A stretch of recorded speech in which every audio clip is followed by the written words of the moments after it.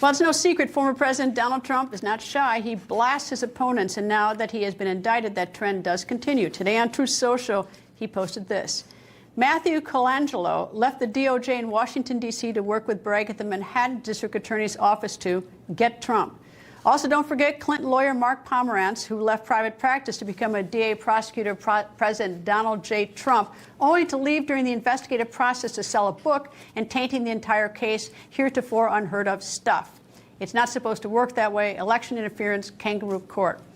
If Trump continues to blast this case and the DA and blast the DA as well, the question is, does he face a potential gag order? Former Assistant District Attorney in the Manhattan DA's office, Robert Gottlieb, told Vice News there is no question that the court should impose a very strict gag order, not only on the former president, but on anyone who he might solicit to speak on his behalf. Former federal prosecutor for the Eastern District of Virginia, Joseph Moreno, joins me, as well as former Assistant U.S. Attorney for the Eastern District of Virginia, Jonathan Fahey. John, first to you, since you're remote to us. Gag order, is there a possibility about that? And what about the First Amendment? And isn't it too late to gag anything at this point? Yeah, I think that would be a massive mistake, because you would have some state judge trying to tell President Trump not to talk about this, and we all know he wouldn't abide by that. Let's not kid ourselves. So a situation where a state judge would then be trying to hold somebody, the former president of the United States, in contempt with a threat of jail or something else, I think is just not going to happen. I think it would be a massive mistake.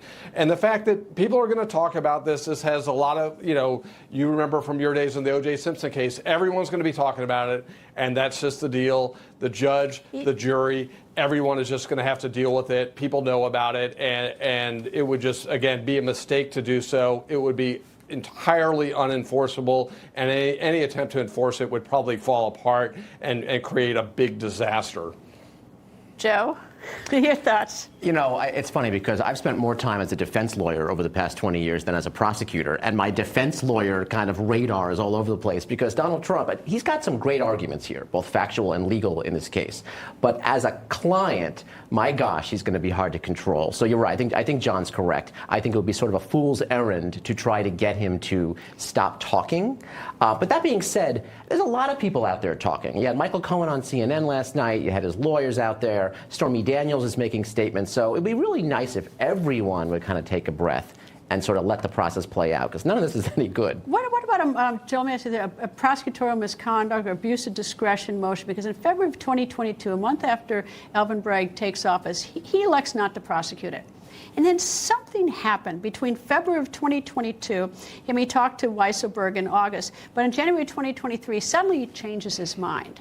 I mean, he's got a right to change his mind, but doesn't that sort of, feed into this whole idea that this is political and not a sort of a, exercise of good prosecutorial judgment? I mean, look, there's a Quinnipiac poll that came out yesterday that said that 2/3 of people who have been polled believe this is a purely political case. So clearly that's already out there. I think that's only going to get worse.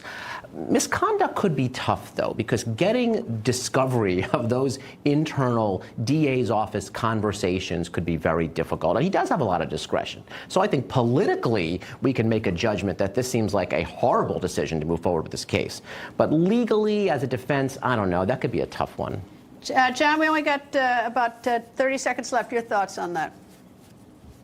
Yeah, I think I agree with Joe, but I do think the overall point that this is purely a political prosecution is really underscored by your point. Is like, why did this come back? Was there new evidence that came to be, or is it just a decision, and what was behind that decision? And the question I would love to ask, if I was the judge there, is like, to the DAs that are prosecuting the case, what other 7-year-old cases are you still working on that involve misdemeanors when people are getting thrown in front of subways in New York City on a regular basis, and that's probably not getting the attention they deserve? Those are questions I would be asking if I was a judge. Like, why is this case being treated differently, or are there similar cases? Jonathan Fahey, Joseph Moreno, thank you both. Thanks, Greta. And it's virtually impossible to hear mention of Manhattan District Attorney Alvin Bragg without hearing the name of billionaire